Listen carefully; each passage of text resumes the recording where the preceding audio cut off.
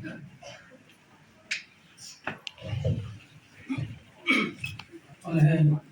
atuanga rumchunga boina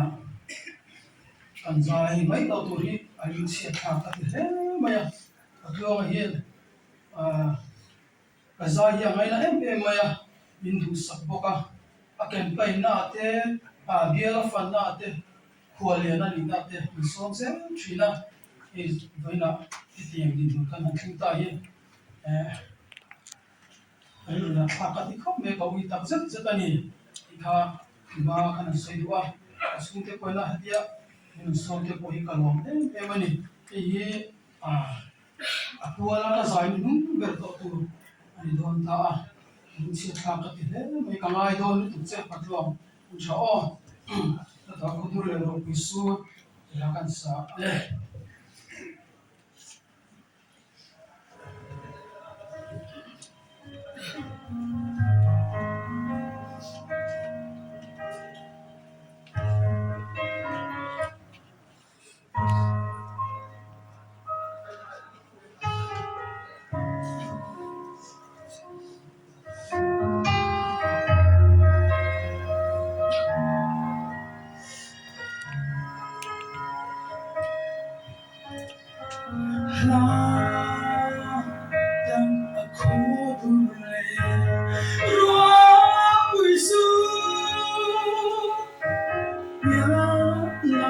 so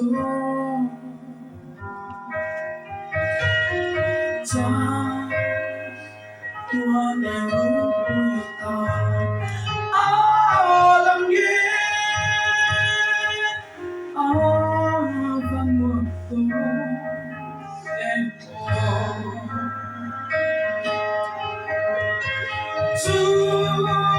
ta lu mai la le in ten na om to lova tu lui ma kan go koma kan sa tu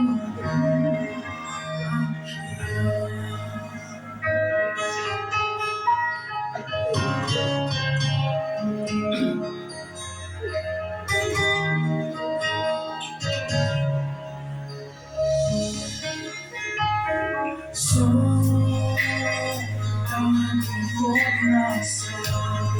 cambia so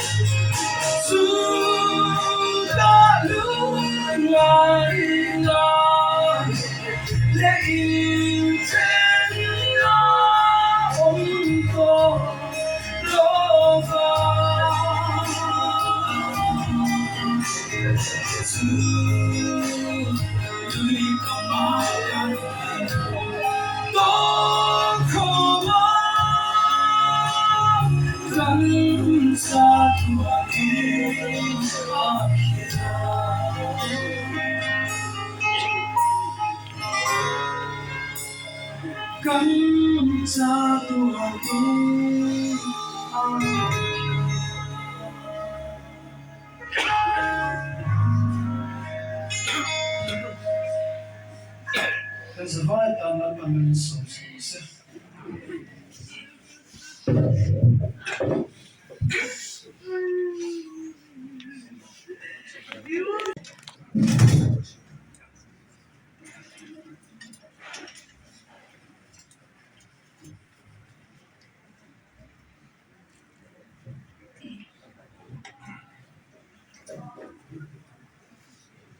Kesuang tua na le, cái tua nó quậy na, ngày tua ngày reng lo, quậy đi à cái sân, cái đi tua cái sai lo chung à, cái loang chung à, cái sai, ngày tầm này à, ngày tầm mấy cái sai tiang cái này đâu mà mi mà có cái gì ngày đâu mà, mi quậy mà cái sai, cái hạt sa cái em em nó quậy đi à. Ngày tham đàn thế mình lâu kiam sắp rồi ra chân chín lệ anh đặt đàn chú lệ khá cái xem anh khá sẽ anh đi à chú bà linh cái sợi non tổ nó cũng cái xe tổ chung à hiện mình để chọn là mình mà ngày lệ cái là cần gong sẽ em mà lom thu sợi nó tụ tắm tập cần lệ này nó phát sinh ra rồi cần xe tổ lệ mong anh ta ra tham quan lệ chặt na mình biết tu mình ông quý thất tu bát thiên nè là lom thu cần soya trung trai quý là cần gong sẽ em mà đi mal lệ bộ sanh sang te Mizoram chung le Mizoram pon atang te po chung trai na kan dong min chung trai pui na song sunga lom po kan soi tak se ta ni adot le a chuan tha le sung le pai min chan pui tu zong sung te sunga lom po kan soi a sarkar ho tu le pa ti lama atho pui te amuna min kan tu te mai ba ka phone boy kan dong renga min chan pui na le min thamwan na song sunga kan lom tak sata tin pa ti bo sei la bin Mizoram pi pui song song ina min lei na te min lai na chu te chunga lom thu kan soi ani tin dam pa constituency ga ni pui te kan dam lo na chung changa min ngai gen em min chung chai puya ma ni the ka zo na min chung chai pui na le chan pui na ti chan pui na min ron chan pui na lom thu kan soi ani Max Hospital New Delhi thoktu song sei to chua kan chat thei na tura thei to ba min tho sak tu te chunga kan lom tak miu boka residential commissioner Mizoram House New Delhi ale atho pui ten min tua tin a thei na a bia nga min huai puya kan ma min suai sak zara kan lom tak set ani in Delhi Mizo welfare te a chul ang song min huai puya tisen po unit thum lai kan donga ruang po anang thei ang vera in ho pui kan thu a ha in ha po sei lakin lai ba chakin min huai puya Mizo ni hi anwa min min buai pui na song sunga kan lo mani a to pera chuan kan chiat to dan hi mi pi buai song in state pona kan thi ani a nizan masalama te in ne avel zong sung khatin in avel zong sung khatin mi pui in local khop ti kan sha a nizan lama le in nizan lama le in khata kia tim emo a e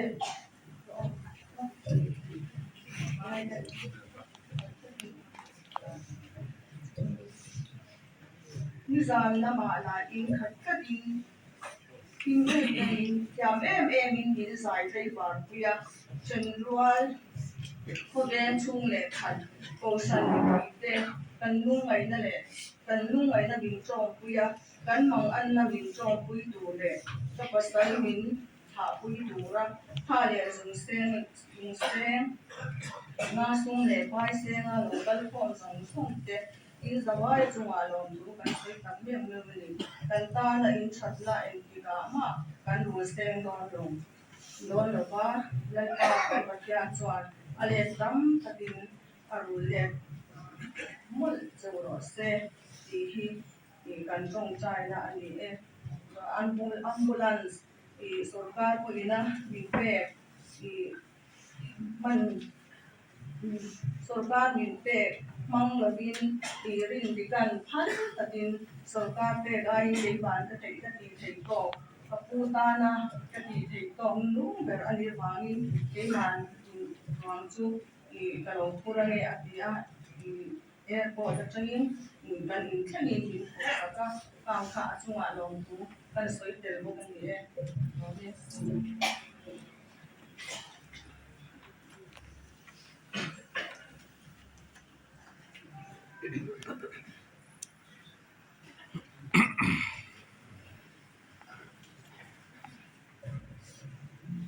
Desum kalau sutikan kan dia deh. Jadi ilan soal sama oma kan additional secretary kan pularin tuang asai login. Mizoram Legislative Assembly tu soihun aman zat dar somdi padi le minit somdi panga dia lo soi pat tau ka soi suadan dia dar kari le minit somdi panga ti zo rani in idikna siam ade dar kar somdi padi le minit somdi panga ni login dar kari le minit somdi panga se son kumpera hon man sum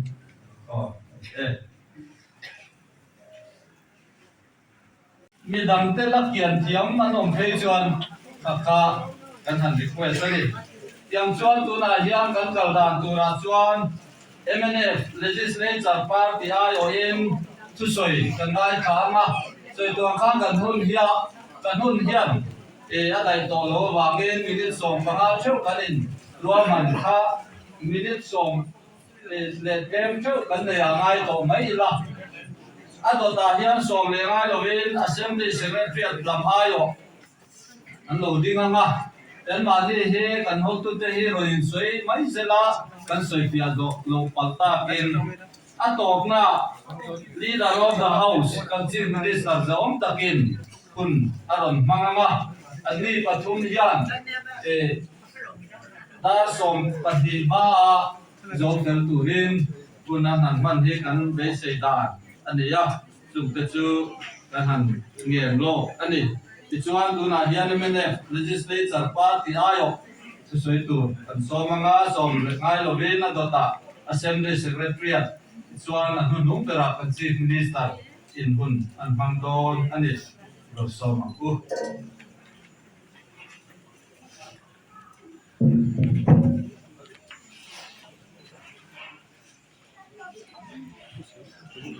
Chairman, he Lalsan Nama around the MNF Legislature Party leader Kenya. Tuna kan sun me kan tho pui pulalin tuanga sai lo hi MNF Legislature Party kan deputy leader kan ho tu pa ania boina aruang chunga tu soi angai tamai hi rilu ana heli ei purin tuanga hi kan tho ho na a kum lama upazo ma ni selangin amhinga khoi tu chan chang sok te le siam te le na tho ho na ko ma hian mi za der thiam atul huna kan ma to a om rualin atul huna engkima min be ka thi tu ania achan chin zena po kan buang khan lekha azir ko azir sang lo amai ro chu mai mi thiam ani to nai kho ver chang le ma son na mi le hian ama hi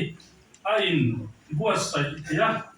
ramo ro le na ina ngai ko hianin voin nia a contribution asangin Mizoram Legislative Assembly ti bunum tu mi tin ang event pintura amo purna waisen taka tichin ania voine hena kal santa anu pui fanaute atule pate mai ba ka ama thang ting tu dam pabial di puite telung takin kantor puniti kan soi masadu ani adot le chuan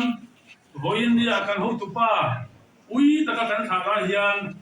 MNF Legislature Party kan member te pathum pulalin sanaral te ukel dong lian le pura sit mohan changma te hi damlo na awang te har sana dang te wangin kan ho tu pa thana nun tel thei lova anom huna tudang hun hi un ser lo nei vein ano sul ve ni ti kan soi wa tin kai ramlo le na kan ho na hian purin tuanga hi akai mai ema a voicen boka tin debaters tha atul hunang zela trong kampo chep china nia a bial te thava a ho konga te bial masolan latana a contribution te aru ki le mai a legislative assembly a khan tra masa government deputy chief whip along ni in tun huna kasoyan khan deputy leader MNF legislature ania amo purna aben chakin le ani purin ko masailo damlo chungchanga hian zoram mi puiten birchiat puitana kan burem chu purin ko nga chungchang hian party sang sanga changa ramro le na legislators te hi bindu khome ema ahar sakna le adam lo chung te tina hian ato hian kan assembly hian WhatsApp group MLA som te min siam saka purin tu adam lo kan chong trai pui thu te kan ho tu sarkar me te deli lama lam ta kan te le chu thil ti reng reng ten dam do ina an kana in aren sang ten anu pui fanau te an ten ina an kana te ang to kin sarkar obte party sang omten bangai takin dusat takin hilpe le chong china ne purin tu ayam min khol khoma alobom kan tia MNF Legislative Party ayo thon lom thu kan soyani nimin pia an bogala aruang Rex Hospital Delia boy pui chungcha po kan assembly speaker saom ta kusante ya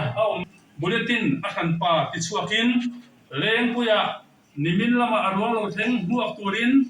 legislator zong te minister kan niamo MLA kan niamo voin lia abuina tura po athayang ang station te kalvek tura kirna te ansua ketiang thili theng kha takania nimin lama kan minister MLA zong te leng puya arwang buakin kan hangkal thi ta kha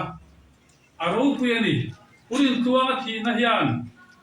party om lo policy awangin indo chang nei maira ato khoga har sana ruama chuanin kanin mangai nate kanin lain nate kanin pakhat nate alanga Christian kanin nate mizo kanin nate atilang moy kandini anu pui bibiak swami le atule fa kasanta te pathianin hangwan se ti MNF Legislative Party ten kandu sangna ani punin tua mong thare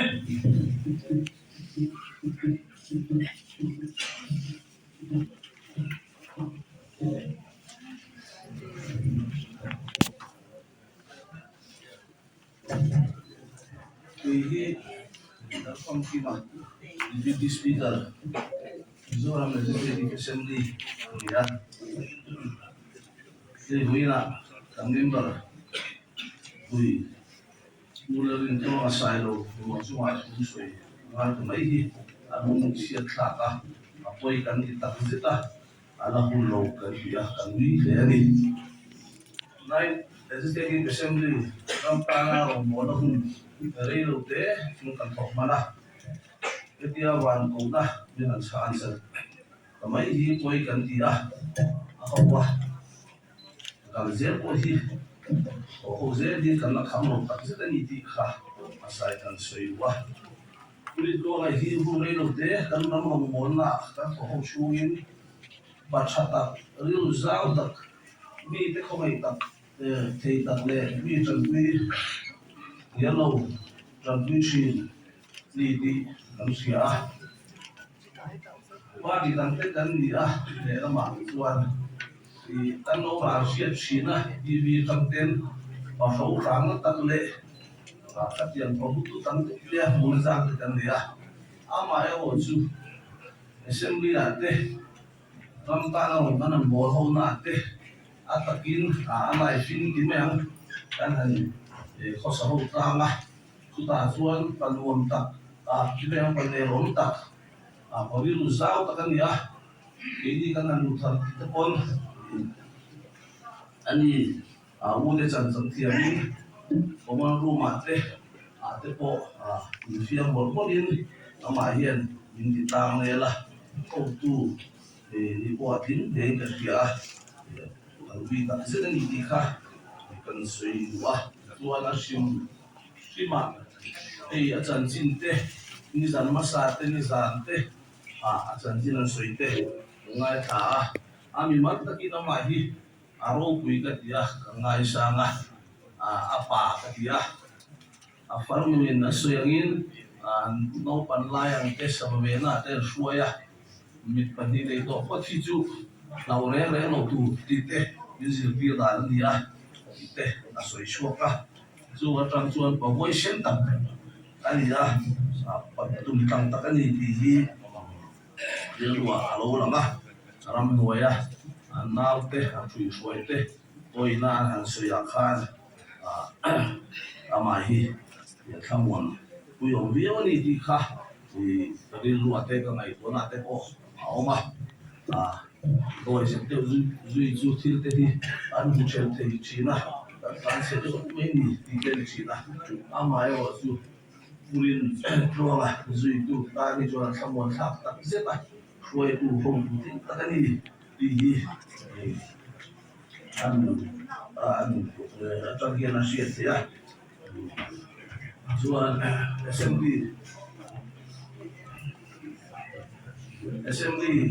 session teh tiada apun dia orang kalah karena ni zentona apun waktu luar zogur i anu zau tak luar pondon sekolah apun waktu luar zogur kau hitam pondon media teh lai tuan na alo oma session lain teh mita alo langa wendi mata parto min kau betoro teh isoi long filo tem ite kan dia chane ma takin ka soi long pepe ite ania juan kang te ka mita lo langa kang ama ante sesrate mutura nomo buka aku harga tak zeba orang di ka kan soi wa juan bi takin morobar romo ya anak dui kita dia lagi tanpa hian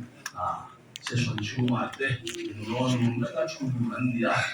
di tanpa hian aku akan les walang tinggi dari bukan ni tujuan assembly session teh cukup dan egi di speaker kan yang chụp ngay cái kan na kan chulo cái bu na chụp theo ông này nó wa speaker in lo mà nó sẽ tắt tên này cái theo mình cái mình à tu wa in position leader bu la te chu wa tam tak kia này cái này nó te chụp đi te nó chuyện này thì speaker te lo mà na ông sa ali à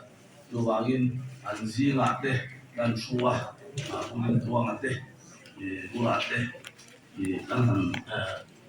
yang te soi pon sa te ta nei te bon samon ta ta dia pula hian chuan ama hi meeting session nu ta ko khan har sa tu te adam sa mang lo tu te soin session la ko khan ka chu tuan thei lo lo wa tu min soi ma sak dia lo no ko ma sang se ti te tang ka ka pula te ko ron soi china yo wa in chata ke no zu khora ni lu ha zo lo na tu ma se so na ti no ka le do ni ati ten ama kha ta lai kun ko kan che ve ko ka don dam chu vi wa ka he ti tu wa ji lo ni ko do ni ti ke ma tu wa ka ham dai ko chu ya tu wa ni kha lo ri to ama ho tu ram long ho na te lai ko in ama on te ten sa on ji te ka ron dan ti la ama hier vakom tak zit la chuan ei boina ke ni na tiga ni tu speaker zo ki lo din ni an ne ala ta speaker ki dam lo na wa in del dia ni ko la me ka ama on tu ni cha boina te mi soi kuna ulin tu la zu au i ta zet bule anu ni fana te patia de on tu ko ya lo se pi ka le wan soi sa ze ya du ba soi sa da chuan a kawr berah chuan ulin tuang a chhung te assembly lama te thil tih fiam ngai awm te tanga te local hmunah pawh in thla hnu mel awin office te min rawn dawra a theihna pianga assembly secretariat te tangpui turin kan in kau le ani tih kha bulah kan soi bawk a chuan a kawr berah tan chuan assembly Zoran Legislative Assembly chuan a chhung kan lain na an nupui fanau te pathian in thlang wangin mal sawmin pui zero se ni kan tok tai na ni e ka bame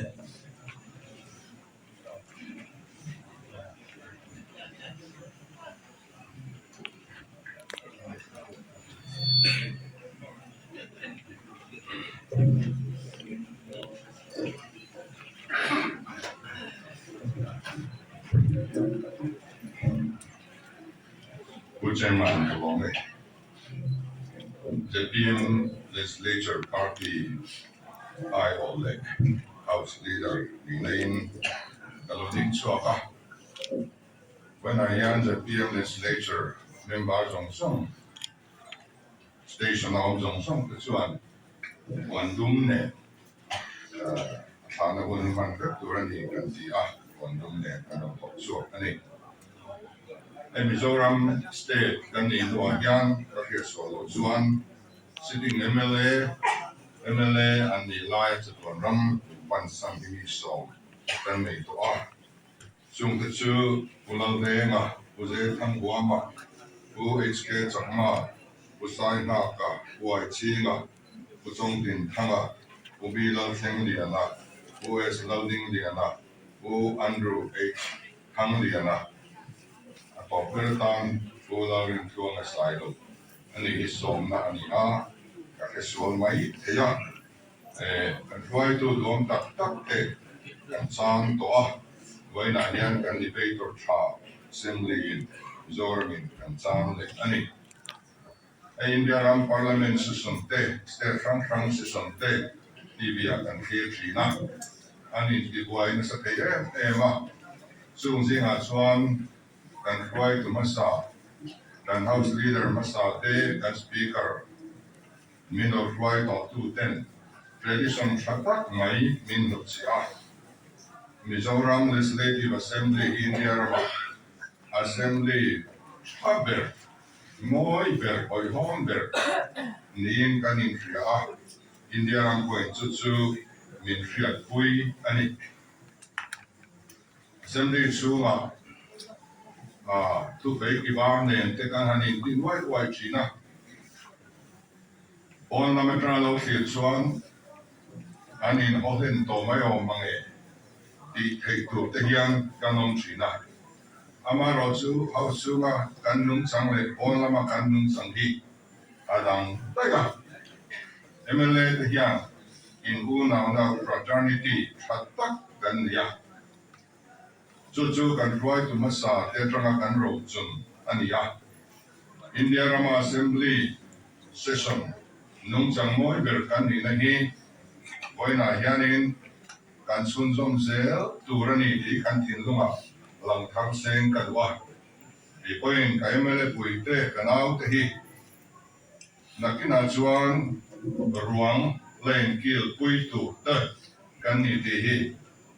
kanin nial panglai poin i thing ngai long tin kalau pui pe chin boina hian chu takin kan tong me kani rin chuan hi kanau ania min bu ngai lo fa udu tin min ko thina kan nu po hi usai tina ko thina wana hian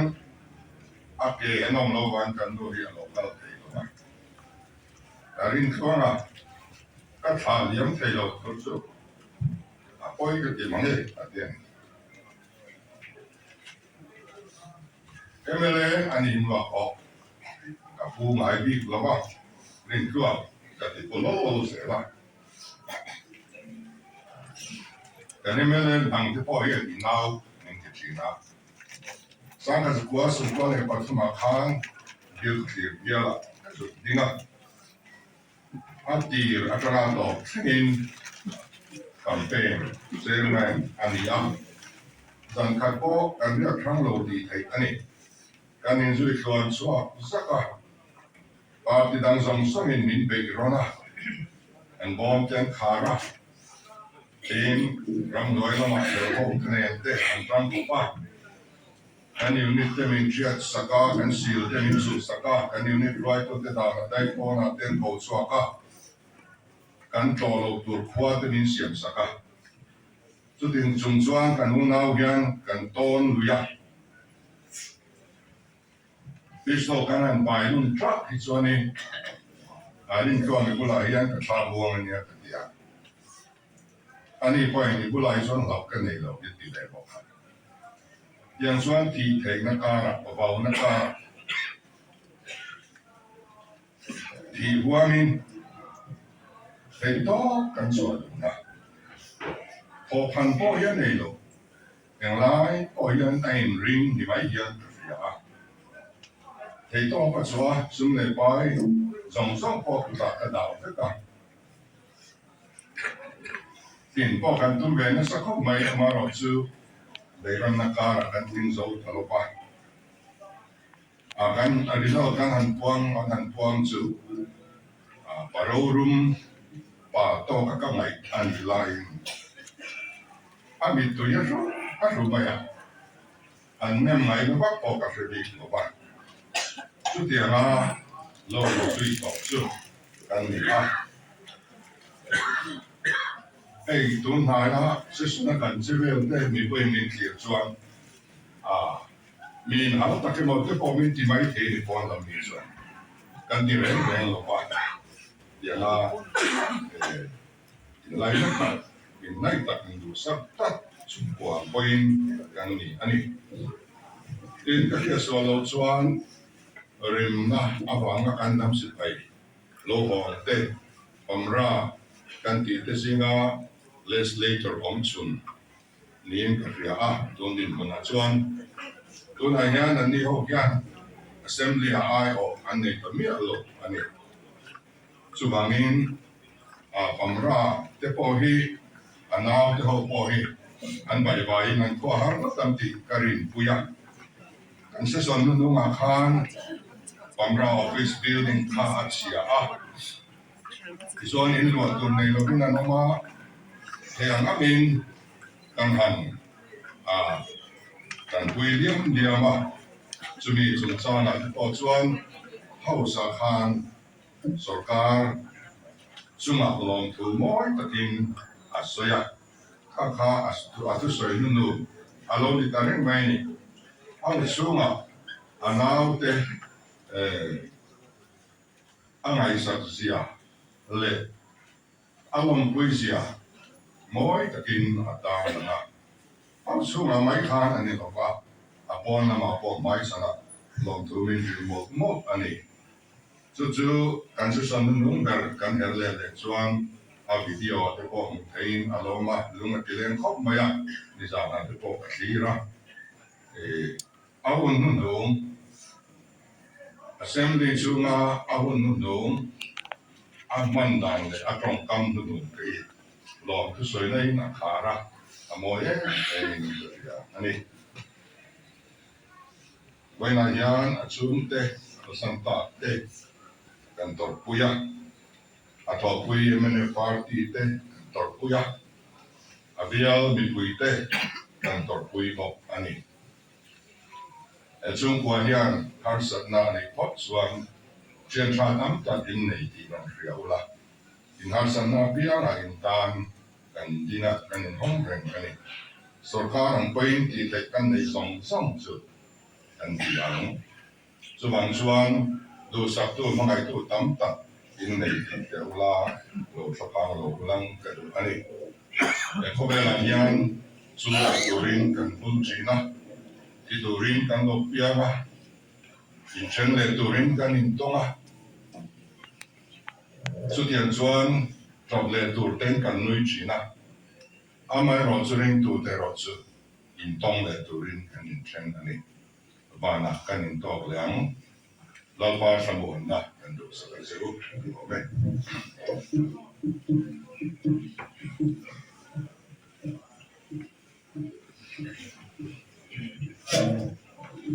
ram fly tu te kan han ngen na ti lo tinga thiam takin hunan manga he an hunat lem to ang kan ti ko dai zai takam hangin hun an han mang tiam ta ka chuan minute som vel hun ser man main hun kan la ya la kan salo rei boka thian polin la kan sa anga tuna thar mangai ta eng lo ma ti kha dai tangin kan anga chuan kun ser kan tran phat ta hian kan sarkar lam official ten sun na hun obituary ante he mang don ani chu kan hun ser chunga ani anga kan sei ro wa kan sarkar lam official he hun mang tu po chu min lo she se la ne tuna chuan na sa u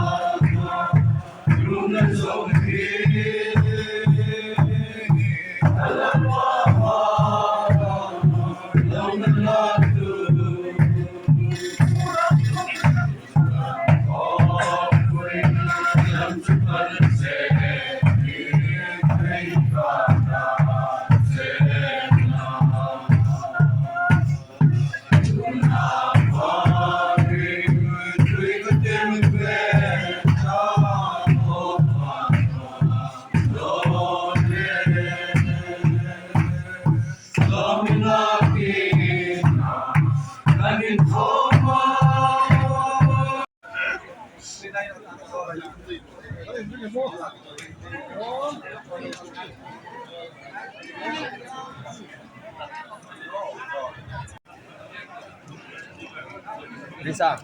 quay cho đã.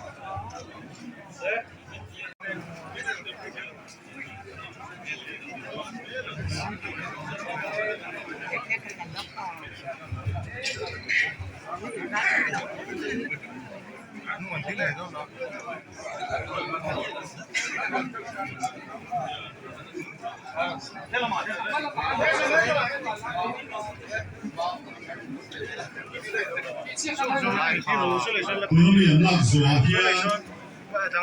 MNF Legislature Party Member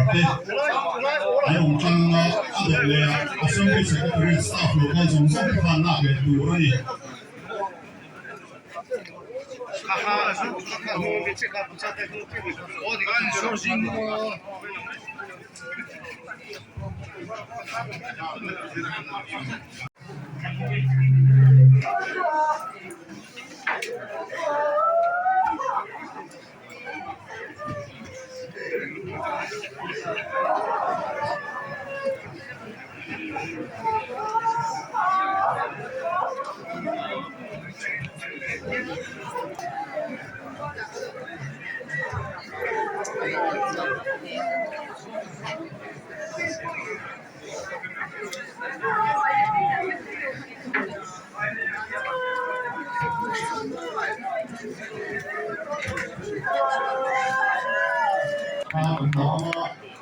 tu ni Ini pangpar tu ni pangpar tu ni pangpar tu mau en lokam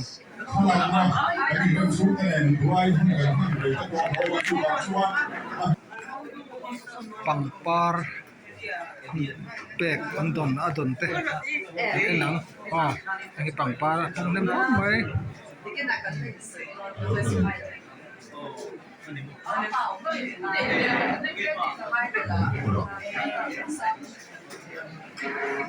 chúng nó cho làm sụp cái gì lời nói sáng cái là còn đâu kia nó mà chuan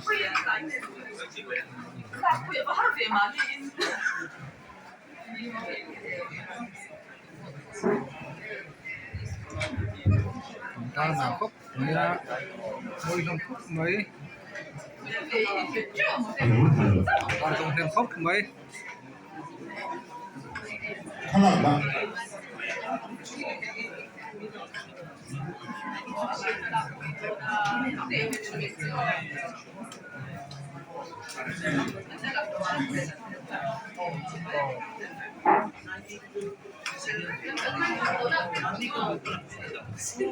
하나 만들기 단한 부엉로 봐봐. 단한 부엉 한칸 하나 넣어도 그 같이 간나우 마이장 간나우 마이장 하나 하나 두대 chuan hala na huna chama nan ku no kan lo ma kan ti chuan helai kan hun man te so ai lo so han han ro han ai sai lo na pu ni pon la ma khan kan hala na hun du ra khan tholai ne huai ne choi du kan lo in ro han ta ila apa sabe rin pu tu pa so na pu ni na a vui tu pastor le an tu vui an la vui la an tu le an chen vui te an chen vui an la vui zo ni vil ka lum lu tu ka hei te u sai lo mong be au in zoom do ni an chen vui an la vui zo ni he ene ama he zoom tu ni me le kha ta lo na zoom tu mi ni kero do lo zoom do na ai abel for face come by ini juga nui bil tak tu mah hai kan mele tu bah kameramen kan dia kan hai me mani ani so fresh pak bai he dengan apian kui unau te pangpar he kan apian kui unau te apian kui unau te antu le fa te song song anu pui pa he pria tho pui te CMO staff song song te adon le a hanu sang tai thian te song song kon lampang vui tu Pon lama khala kadin ro man fel to la chuak mek te kha chu khom ai lo chuak kam tai la a chu a lok te kha chu lo nak lok ila kuang hi kan zon chuak ka pon lama kanin bo to le si kha chuanin khalak na tur hun kha a chep leng ti khal to ma chu wang chuan kanin ngai cham luk dong nia kan oi me shoi tu ten kuang an zon chuak ka chu melai chuan a chunga om te hi chu chuak ri lo ila a chunga hian lo ngak lokila kanin nge de tam khóc mấy vé nên chứ làm một cái khát vét ăn khát vét mấy cái làm bằng khóc không có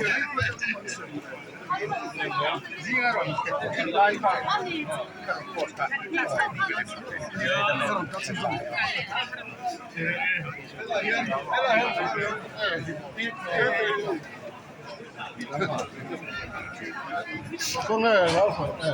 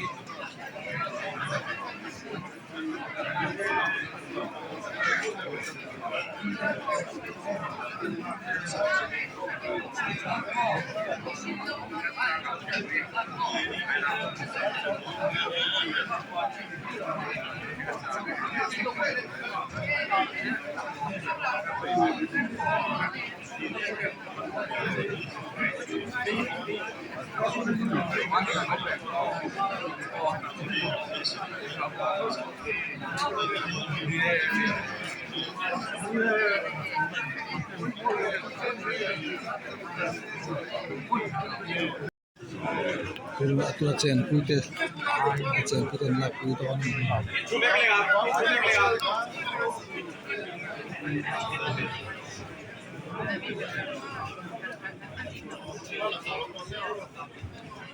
Achen pui te la so hia nai assembly sitting in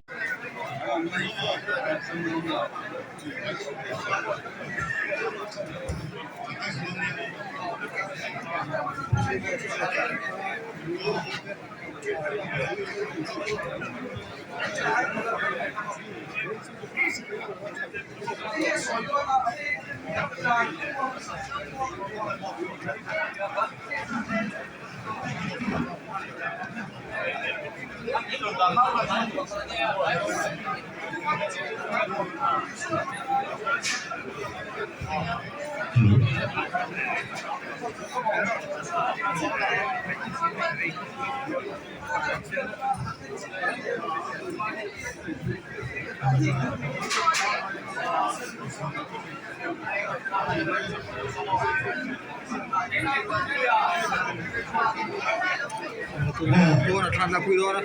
tha kan lak na tur ma ading zong hi khong ai in thiar fi lim deu tai la le mi han to re mi la cameraman te hi kan lo he ani kha chuwa na ya kan hun kan thang re hin ti lo ma chu wang chuwa